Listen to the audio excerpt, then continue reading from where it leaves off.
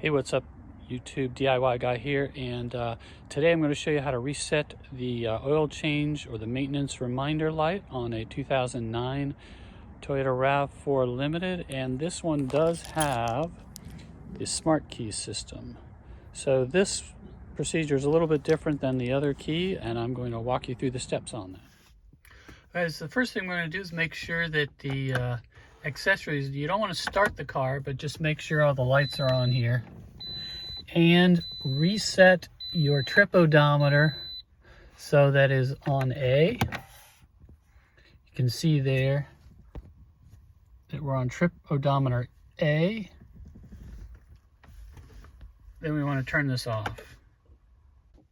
Okay, now step 2 is a little bit tricky. I'm trying to get both of these in the shot here. So you're going to push in the button here, get your engine start stop button on, and hold that in, and you can see you hold that in. Did you see it reset to 0? That means it reset your maintenance light. So once that's done, it'll go back to the trip odometer, and then you're all done. So the maintenance light won't come on again for about, I think, 4,500 miles. So that's it. So hope this video helped.